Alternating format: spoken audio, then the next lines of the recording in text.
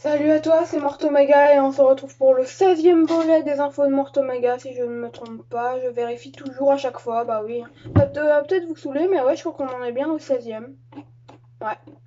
La dernière fois, rappelez-vous, on avait parlé d'ogres, de the requins, des tuches, de permis de construire et de qu'est-ce qu'on a tous fait au bon Dieu. Dans le volet 14, on a parlé de Cimetière par Guillermo del Toro, de Black Phone, de Black Friday, de Vampirus. Le 13e volet, Siformia Reaster, Studio 666 et Rob Zombie. Le numéro 12, Nope, Aquafina, Stanley, Meduse, Ashura, Guillermo del Toro, encore une fois d'ailleurs. On a beaucoup parlé de lui ces derniers temps. Dans le 11, Malignant 2, Nicolas Cage, Ghostbuster Afterlife. Et dans le 10, La Hammer, Devon Sawa, Black Phone, Chair de Poule. On parle beaucoup de Black Phone aussi. Voilà, je vous propose de commencer. On a 1, 2, 3, 4, 5, 6, 7 actus. On en a moins d'habitude que ces derniers temps. Sachez qu'en fait, à la base, il devait pas y avoir de volet aujourd'hui, je devais le faire demain ou après-demain, sauf qu'il y a une info qui est tombée, la bande-annonce de You Won't Be Halen. Et on va en parler au début parce que je suis impatient. You Won't Be Halen, qui je vous rappelle, fait partie de mes grosses attentes de 2022 depuis qu'on en a entendu parler sur Bloody Disgusting, mon site d'actu. Voilà, donc c'était avec Noomi Rapace, qu'on a vu dans Lem récemment, qui je le rappelle est mon film préféré de l'année, mon deuxième film préféré de tous les temps. Je recadre, excusez-moi. Là, il est 10h au moment où je tourne, 10h03, voilà, je vais te donner la liste. Noumi Rapace, oh, faut pas oublier. Oh, d'ailleurs, Noumi Rapace, vous savez pourquoi son nom de scène c'est Rapace? Parce qu'elle adore la langue française, elle l'avait dit dans une interview. Et c'est pour ça que. Parce que c'est pas son vrai nom. Noumi Rapace se lance dans un voyage à travers la peau, ouais, je comprends, dans le film de sorcière You Won't Be Halen, en avril 2022.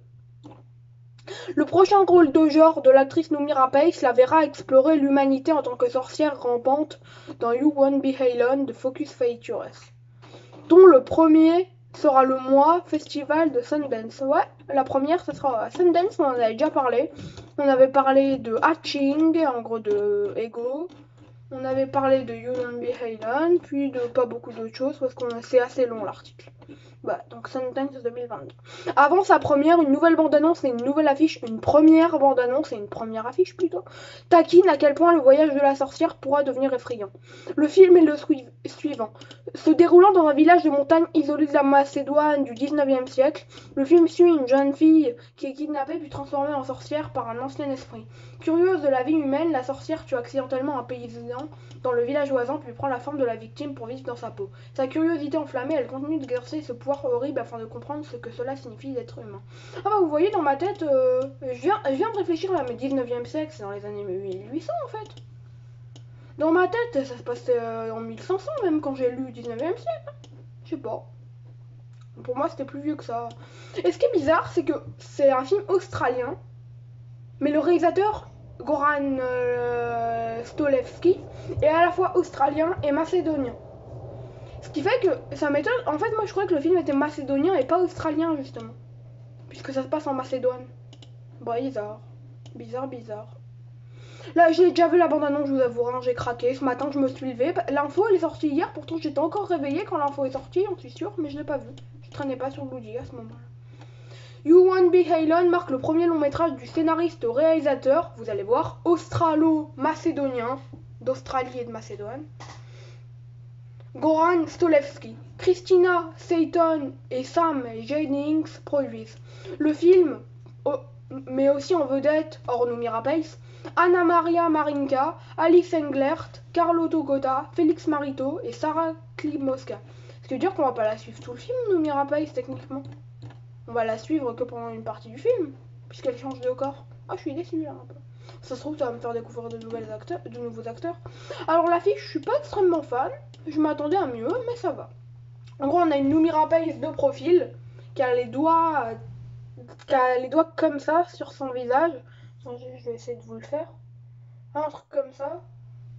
Et qui ses doigts ils sont longs, enfin ses ongles sont longs et noirs. Voilà, a priori, elle serait dénudée. Elle a pas d'habit. Il y a marqué le nom des acteurs en haut. Et Noomi Rapace, d'ailleurs, c'est le dernier nom d'acteur qu'il y a. Il y a d'abord Sarah Klimosa, puis Anna Maria Marinka, puis Alice Englert, puis Félix Marito, puis Carlo Tocota, puis Noomi Rapace en dernière. Donc You Won't Be Alone. Only in Theater this Spring, parce que je crois qu'il sortira en avril. Ouais, You Won't Be Alone sortira en salle le 1er avril 2022 aux États-Unis, bien évidemment. S'il sort en salle en France, moi ça m'arrange. D'ailleurs, j'ai appris qu'il y avait un film qui sortait en France et peut-être qu'on va en parler, tiens. Ouais, pourquoi pas en parler. Donc voilà. Voilà, moi j'ai déjà vu la bande-annonce, mais je vais me la regarder. Bon, en fait, déjà, en espérant que le film soit pareil que la bande-annonce, mais c'est très bien maîtrisé parce que il y a déjà grâce aux musiques aussi, mais il y a une espèce de douceur dans la bande-annonce, mais une douceur horrifique. Parce qu'en fait, elle est toute gentille en vrai, le personnage de Noomi Rapace, la sorcière, elle est toute gentille en vrai. Pourquoi? Bah parce que en vrai, elle veut faire de mal à personne. Elle veut juste découvrir la vie en fait. C'est ça qui est encore plus flippant. C'est une tendresse, c'est une espèce de tendresse flippante, et déjà il y a une très bonne ambiance dans la bande-annonce, c'est ça. Mais j'avoue que je m'attendais à mieux, mais franchement je suis pas déçue pour autant. Moi je vous propose de passer à un autre film qui se nomme The Power. Voilà. Il est un film Alba Film qui a été présenté, si je me trompe pas, au PIF. Voilà. The Power, donc on va en parler rapidement parce que je viens d'apprendre qu'il sortait au cinéma. Je pensais qu'il allait avoir une sortie directe au VOD, mais non. Donc on a un peu de chance. Donc il sort le 16 février 2022 en salle. C'est un film d'épouvante horreur, un thriller fantastique aussi. Londres, 1974, alors que le Royaume-Uni se prépare à d'importantes coupures d'électricité, Val, une infirmière débutante, arrive pour son premier jour au sein de l'équipe de nuit d'un hôpital délabré. La majorité des patients et du personnel ayant été évacués vers un autre hôpital, elle se retrouve presque seule dans ce bâtiment lugubre. Mais derrière ces murs se cache un lourd secret qui va contraindre Val à affronter ses peurs les plus profondes et à se confronter à une force maléfique. Je trouve ça assez classique, voilà. Rose Williams Val dans le rôle de Val. Est-ce qu'il y a une bande-annonce qui est sortie? A priori, il n'y en a pas eu. Pourtant, j'étais sûre qu'il y en avait une. Voilà. Ah, Est-ce que je peux l'ajouter dans mes envies de voir? Oui. Je me le note. 16 février 2022, alors est-ce que je pourrais le voir? Pas, peut-être. Espérons qu'il soit distribué près de chez moi, quoi. C'est ça le problème. Parce que, voilà, quoi. Je peux pas trop me déplacer non plus.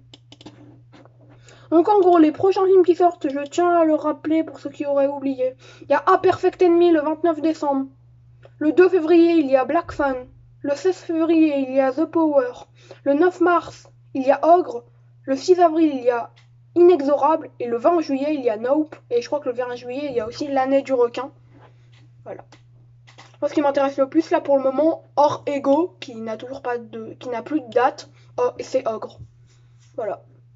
Après, le film le plus intéressant de février, ça a l'air d'être The Power. Moi, j'aime pas trop les films trop populaires, donc Black Phone, peut-être pas. The Power m'intéresse plus. Mais qu'est-ce qui sort le 16 février? Qu'est-ce qui sort le 16 février? Il y a Uncharted. Ah ouais, il y a quand même de bons concurrents. Ouh loulou. Uncharted, After Blue, King, Les Vedettes, avec le Palmacho, et du Palmacho, je crois. Ouh loulou. Peut-être qu'il sera dans mon CGR. Je sais que mon CGR, ils prennent les films d'horreur, mais ils ont loupé Orange Sanguine, même si c'est pas un vrai film d'horreur. C'est un film un peu de genre, quand même. Bref, je vous propose d'arrêter de tourner en rond et on passe à la prochaine actu, qui est une bande-annonce que je n'ai pas compris, je l'ai vue. Jamie Lee Curtis et Michelle Yeoh entrent dans un multivers vraiment bizarre dans Everything, Everywhere, All at Once, d'A24. Je comprends pas parce que c'est en anglais et j'ai l'impression qu'il y a des trucs assez compliqués quand même. L'univers est tellement plus grand que vous ne le pensez. Multivers, Spider-Man No Way Home. C'est même pas sûr que j'aille le voir, vous voyez. Faut que j'essaye quand même. Je le verrai peut-être la semaine prochaine quand la hype sera un peu descendue, vous voyez. Moi je m'en fiche de me faire spoiler, je me suis déjà fait spoiler, donc je sais s'il y a les 3 Spider-Man ou pas. Je vais pas le dire bien évidemment. Moi j'aimerais, en tout cas avant j'aurais aimé qu'il y soit. Même si ça m'intéressait pas plus que ça. Alors, cela semble être beaucoup plus d'action, science-fiction, comédie que d'horreur, mais cela semble aussi si merveilleusement dingue que nous devons d'imaginer que quiconque lisant ce site aura hâte de le vérifier. Le film auquel nous faisons référence s'intitule Everything, Everywhere, All at Once. On va l'appeler Once. On va l'appeler le nouveau film A24. Le dernier en date des cinéastes Daniels. Et il sortira chez A24 en début de l'année prochaine. Il y a Michelle Yeoh, Ke Huy Quan, Stephanie Hsu, Je prononce mal. Hein. Jenny Slate, Harry Shum Jr., James Wong et Jamie Lee Curtis. Dans le film, une immigrante chinoise vieillissante est emportée dans une aventure insensée où elle seule peut sauver le monde en explorant d'autres univers en connexion avec les vies qu'elle aurait pu mener. Voilà, de toute façon j'ai pas compris la bande-annonce. Ça sort dans les salles américaines le 25 mars 2022. Moi j'ai pas compris donc on va passer à autre chose. Mais ça peut être intéressant si ça sort en France, le multivers. Moi je trouve ça très intéressant. Quand c'est pas exploité dans Marvel. Bah par exemple, un film pas du tout remarqué qui a exploré le multivers et que j'ai dans mes DVD, Happy Birthday 2. Je l'ai vu d'ailleurs récemment. Il est un peu abîmé d'ailleurs mon DVD. Parce que en fait on m'a appelé et à la va-vite, en gros je l'ai pas remis dans le DVD, ce qui fait que dans la boîte il se baladait un peu tout seul, ce qui veut dire que quand je l'ai pris il est un peu monté donc il y a des saletés. De toute façon on est prêt à le racheter, ça va parce que j'ai de l'argent de poche de côté. J'ai mis de l'argent de côté pour des DVD. Au cas où. Faut économiser. Bah donc ouais j'économise, je mets toujours de côté. Par exemple je sais que j'ai 40 € pour un lecteur DVD au cas où s'il ne marche plus. J'ai à peu près 49 € pour d'anciens DVD, par exemple Midsommar, tout ça, s'il ne marche plus. Et j'ai 48 € pour de nouveaux DVD. Voilà. Passons à la suite. Et d'ailleurs, je prépare les prochains DVD numéro 2. Ça fait longtemps qu'il est sorti le volet 1. Il n'y a pas beaucoup de nouveaux DVD qui m'intéressent qui sont sortis. Voilà, je tenais juste à en parler. Ensuite, on va parler box-off. Avec Ghostbusters Afterlife qui approche les 200 millions de dollars au box-office mondial. Ce n'est que la semaine dernière que Ghostbusters Afterlife de Jason Reitman a dépassé les 100 millions de dollars au box-office national, devenant ainsi le 12e film de l'année à atteindre ce point de repère. Où en est le film maintenant une semaine plus tard? Comme nous l'avons entendu vers Noël, la suite du classique original a maintenant atteint 112 000... Hein? Ouais, bref, 456 millions de dollars au niveau national. 456 et 52 millions. Je comprends pas là. Pourquoi il y aurait plus aux États-Unis? Oh là là. Ah oui, 112 millions au niveau international et 52 millions au national. Bref, je comprends pas. Cela porte le total du box-office mondial de Ghostbusters à 164 millions de dollars. Ah, voilà, je l'ai enfin. Le film ajoute environ 20 millions de dollars à son total depuis 7 heures la semaine dernière. Comment se situe Afterlife jusqu'au reboot de 2016 qui paraît-il était nul? Moi je l'ai vu quand j'étais petit, j'ai bien aimé mais j'étais petit. Je trouve que j'ai pas aimé. Ghostbusters de Paul Feig est bien sûr sorti en salle pendant la période pré-pandémique, ce qui signifie naturellement qu'il était dans une bien meilleure position pour avoir une performance plus forte. D'ailleurs, j'avais vu qu'en 2019, il y avait plus de 30 films qui avaient dépassé le million. Je savais pas qu'avant, il y avait autant de millions qui se dépassaient tout ça. C'est incroyable comment le Covid, ça nous a ruinés. Niveau cinéma et niveau autre, hein, d'ailleurs. Voilà. Donc, le Ghostbuster de 2016 s'est terminé avec 229 millions dans le monde. Au niveau national, Ghostbusters Afterlife est maintenant juste derrière Feig's Ghostbusters et 64 millions de dollars derrière le film de 2016. Voilà. On sait pas encore quand Afterlife sera en VOD à la maison, en gros. Voilà. Bah bon, voilà, je suis content d'apprendre des nouveaux choses sur le box-office. Désolé, j'ai rien compris parce que c'était très mal traduit. Google aussi, c'est pas le meilleur traducteur. Nous mentons pas. Ah là, donc c'est rare, on en avait parlé une fois d'un film LGBT, mais il y a un film LGBT. Paget Brewster, Madeline Zima et d'autres rejoignent le film d'horreur LGBTQ+, Hypochondriac. Donc le film s'appelle Hypochondriac. Le premier long métrage du réalisateur Alison Heyman s'intitulera Hypochondriac et Deadline nous apporte aujourd'hui un gros lot d'actualités sur le casting, sur le thème LGBTQ+. Le casting comprend Zach Villa, Devon Gray, Madeline Zima, Chris Dubeck, Marianne Forte, Paget Brewster, Adam Bush, Michelle Cassidy, Peter Mensa et Debra Wilson. Debra Wilson, ça me dit quelque chose? Je dois confondre. Parce que les films qu'ils mettent, je connais pas. Dans Hypochondriac, la vie d'un jeune potier. C'est quoi ça, un potier?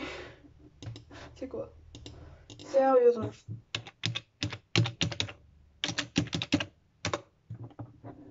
Personne qui fabrique et vend des objets en céramique. Ok. Donc, la vie d'un jeune potier bascule dans le chaos alors qu'il perd la fonction de son corps tout en étant hanté par la manifestation physique de son traumatisme d'enfance. Mais faut pas dire que parce que c'est LGBT, ça va forcément être bien. Voilà, c'est pas parce que c'est actuel Que ça va forcément être bien, même si les LGBT ça existe depuis toujours en réalité. Deadline note également Addison Heyman est un cinéaste queer dont le but est d'élever les responsabilités des personnages queer dans l'espace du genre. Pensez à un nouveau Jordan Peele, un nouveau Ari Aster. Un nouveau Jordan Peele plutôt. Le Jordan Peele LGBT. On l'a pas encore eu d'ailleurs pour le moment. Mettez-moi dans les commentaires apparaîtront pas tout de suite. Mais mettez-moi dans les commentaires si vous connaissez un réalisateur qui met bien les LGBT en avant et qui est connu. Dans le film d'horreur, dans le cinéma d'horreur. Et ouais, parce que désolé, j'active pas toujours les commentaires au bon moment, parce qu'en fait j'active toujours les commentaires quand je publie la vidéo, mais YouTube il les enlève, donc je suis obligée de les remettre juste après. Là je les ai mis pour les 2 dernières vidéos. Voilà. Voilà. Voilà, ces courts-métrages et ces séries web à Addison Heyman ont été présentés au Chicago International Film Festival, à Fantasia. Oh, ça c'est bien. Voilà, et dans d'autres festivals. Voilà. Donc ouais, moi je dis ça peut être bien, mais on n'a pas trop d'infos, donc je me prononce pas. Je me prononce pas trop. Mais ça peut être bien comme tout film. Après, justement, un film dont on n'a pas beaucoup d'infos, c'est le thriller Lionsgate. Pride dépose un homme nu au Dodger Stadium avec une mission mortelle. Ça va être un film d'action, ça plutôt, non? Lionsgate a choisi un thriller avec une prémisse assez unique. Ah! Et Deadline nous apporte aujourd'hui le scoop sur le projet. Il s'intitule Prey, et c'est bien plus intéressant que le titre ne le suggère. Dans Prey, un homme est déposé nu sur le parking du Dodger Stadium avec une prime ouverte de 2 millions de dollars sur sa tête. Il doit se rendre à Long Beach à pied à l'aube, sinon sa famille sera tuée. Donc en gros, et ça c'est la note ce qu'il a mis lui. Ce qu'il a mis les John Squire, celui qui a écrit l'article. Donc en gros, c'est le chapitre 3 de John Wick, sauf que le personnage principal est nu, obligé non seulement de marcher du Dodger Stadium à Long Beach, mais aussi d'éviter les balles en cours de route. Comptez sur nous. John Glenn et Alex Davidson écrivent le scénario de Lionsgate. Mandeville Film et Lionsgate sont partenaires du projet. Ça va plutôt être de l'action, donc je sais pas, après ça peut être bien, mais j'y crois pas. Mais après ça peut être bien, comme d'habitude, moi je laisse toujours une chance. Mis à part ceux qui ont l'air vraiment d'être des nanars. Le thriller surnaturel de Joe Gegan Brooklyn 45 se dirige vers Shudder en 2022. C'est vrai, c'est bien Shudder. La production est en cours pour Brooklyn 45, le dernier né du cinéaste Ted Geoghegan. Deadline rapporte que le thriller surnaturel a été commandé par Shudder et se dirige vers le service de streaming en 2022. Le film se déroule par une soirée glaciale de décembre 1945 alors que 5 vétérans militaires se réunissent dans le salon orné d'un brownstone de Brooklyn. Je sais pas ce que c'est. Meilleurs amis depuis l'enfance, ils se sont réunis pour soutenir leur hôte en difficulté. Lorsque son invitation à des cocktails se transforme en une séance impromptue, les fantômes métaphoriques de leur passé deviennent bien trop littéraux. Je sais pas si c'est une image du film ce qu'ils mettent. Geoghegan, qui a écrit le film avec l'aide de son défunt père, et un vétéran de l'armée de l'air, a déclaré: Depuis la perte de mon père, je suis obsédé par l'idée de présenter à l'écran le scénario puissant et opportun sur lequel nous avons collaboré. Une histoire de fantômes, de rage et de toxicité qui suivent tous les conflits humains. Ah, moi je trouve ça bien qu'il écrive avec son père. Ah, c'est plutôt pas mal. Plutôt pas mal, plutôt pas mal. Voilà. J'ai rien de plus à dire. Voilà. Attendez, je regarde un truc. Donc alors dedans il y aura Anne Ramsey, Ezra Buxington, Jeremy Holm, Larry Fessenden, Ron E. Rance, Ron E. Rance, quoi. E. Rance, en gros E. Rance. Et Christina Kleb. En gros il s'appelle pas E. Rance, quoi. Donc il y a un truc entre Ron et Rance. Voilà. Ouais. Voilà, là par exemple ça m'intéresse moins. Oh mais pourquoi on parle toujours de Renfield, j'avais oublié. Ben Schwartz jouera également dans le film Renfield d'Universal avec Nicolas Cage dans le rôle de Dracula. Et c'est qui déjà qui joue dans le rôle de Renfield?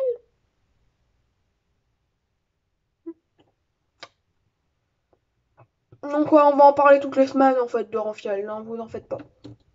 Annoncé à l'origine il y a quelques années, voilà, il y a un film solo pour Renfield, l'homme de main de Dracula, bref on va pas en parler plus. Nicolas Cage joue Dracula et Aquafina a plus récemment été à bord. Voilà. Et donc en gros, le film sera une histoire d'aventure moderne au ton comique. On va pas en parler plus, vous avez qu'à voir les anciennes infos de Bartomeu. Attendez, je vais vous dire c'est lesquelles. Dans lesquelles se trouve l'info. Oh, c'est très long aujourd'hui hein, pour le peu d'infos qu'on a, mais bon. Bref, bon, on part. Hein. On en a parlé quand... On en a parlé dans le volet 11 et on en a parlé dans le volet 12. Voilà. Dans le 11e et le 12e. Donc si vous voulez avoir plus d'infos sur Renfield, allez là.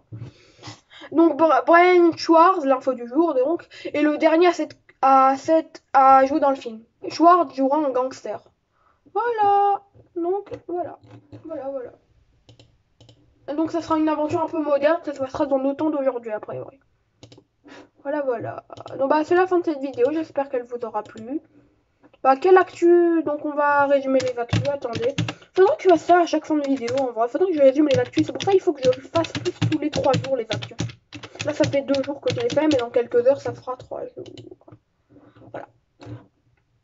Donc, alors, bah, Renfield, ouais, ça peut être bien, mais c'est pas extra.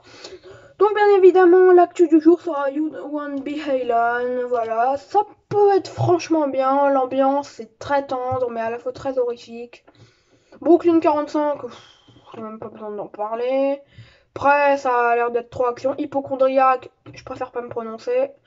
Ghostbuster Afterlife, content pour lui.